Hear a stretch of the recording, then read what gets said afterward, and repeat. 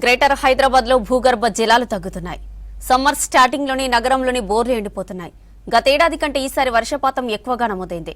Banjara Hills, Jubilee Hills, hitech City, Madhapur లాంటి ఏరియాలో వర్షాలు పడినా ఆ నీరు భూమిలోకి ఇంకకపోవడంతో భూగర్భ జలాలు అడుగంటాయి.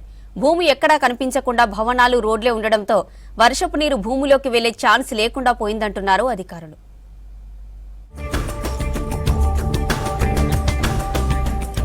సమ్మర్ వచ్చిందంటే చాలు నగరవాసులను నీటి కష్టాలు వెంటాడుతున్నాయి. భూగర్భ జలాలు అడగంటి పోతుండడంతో ప్రతి ఏడాది ఇదే పరిస్థితి ఉంటుంది. ఈసారి కూడా సమ్మర్లో నీటి కష్టాలు తప్పేలా లేవు. గ్రేటర్ హైదరాబాద్ పరిధిలోని అత్యధిక ప్రాంతాల్లో భూగర్భ జలాలు తగ్గాయి. లాస్ట్ ఇయర్తో కంపేర్ చేస్తే ఈసారి నగరంలో అధికంగానే వర్షపాతం నమోదైంది. అయినా సమ్మర్ స్టార్టింగ్లోనే గ్రౌండ్ వాటర్ అడుగంటింది.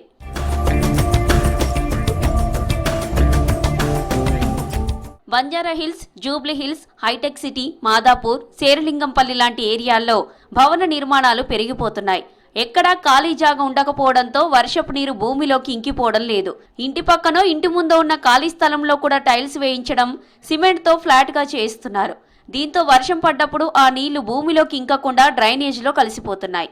భూగర్భ జలాల మీద ప్రతి ఇంటి యజమాని ఆధారపడి దాన్ని యూటిలైజ్ చేసుకోవడం వల్ల మనకు వాటర్ లెవెల్ పడిపోతుంది. సేమ్ టైం మన హైదరాబాద్లో అంత సిమెంటింగ్ ఏరియాస్, రోడ్స్ రీఛార్జ్ చేయడానికి అవకాశం లేని ప్రదేశం ఉండడం వల్ల మనకు వాటర్ లెవెల్ కొంచెం ఎక్కువనే యూసేజ్ ఉండడం వల్ల కిందికి పోయే అవకాశం ఉంది. ప్రస్తుతం 0.13 మీటర్స్ ఎక్కువ, కొన్ని సంవత్సరాలతో పోలిస్తే ఎక్కువ వాటర్ లెవెల్ పడిపోయింది. ఐకియా చుట్టూ 5 కిలోమీటర్ల పరిధిలో ఒక్క చుక్క నీరు కూడా భూమిలో ఇంకా పరిస్థితి లేదంటున్నారు అధికారులు. అభివృద్ధి పేరుతో సిటీలో సిమెంట్ ట్యాపింగ్ రోడ్లు పెరిగిపోయాయి. దీంతో రోడ్లపై నీరు భూమిలో ఇంకడం లేదు. 100 గజాల స్థలంలో 5 నుంచి 8 అంతస్తుల అపార్ట్మెంట్స్ నిర్మించి ఒక్కో భవనంలో 50 మందికి పైగా నివసిస్తున్నారు. ఈ భవనాల్లో నీటి వినియోగం అమాంతంగా పెరిగింది. భూగర్భ జలాలను రీఛార్జ్ చేసే వ్యవస్థలు లేకపోవడంతో నీటి సమస్య పెరిగిపోతుందంటున్నారు అధికారులు.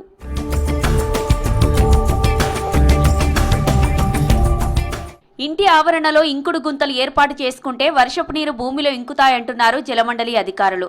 300 గజాల కన్నా ఎక్కువ ఉన్న ప్రతి భవనానికి ఇంకుడు గుంత ఏర్పాటు చేసుకోవాలని జలమండలి అధికారులు నిబంధన పెట్టారు. కానీ నగరవాసులు ఎవరు ఈ రూల్ను పాటించట్లేదు. ఇంకుడు గుంతలు ఏర్పాటు చేసుకోకుంటే నీటి కనెక్షన్, డ్రైనేజ్ కనెక్షన్స్ ఇవ్వమంటున్నారు అధికారులు. ఇక నుంచి నీటి గుంతలు లేకుంటే ఫైన్స్ కూడా వేస్తామంటున్నారు అధికారులు.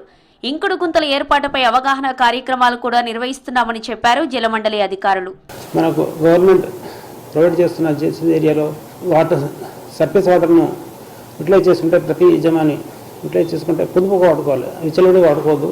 వాడుకుంటే ఎండాకాలంలో కొద్దిగా ఇబ్బంది వచ్చే అవకాశం ఉంటుంది. కనుక మన హైదరాబాద్లో స్లోపు ఒక కారణమైతే రోడ్లు, తర్వాత సిమెంటింగ్ చేయడం అదొక కారణం. ఈ 2 కారణాల వల్ల తగ్గిపోతుంది.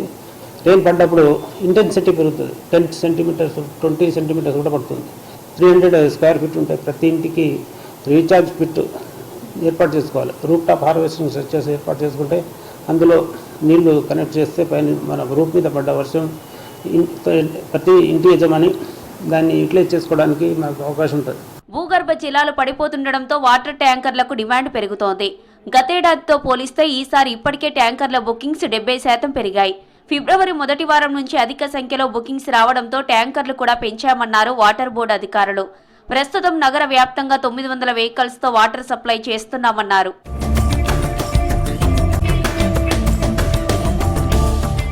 ఈ సమ్మర్లో నిత్యావసరాలకు మాత్రమే నీటిని వాడుకోవాలని, నీళ్ల వృధాను అరికట్టాలని సూచిస్తున్నారు జలమండలి అధికారులు.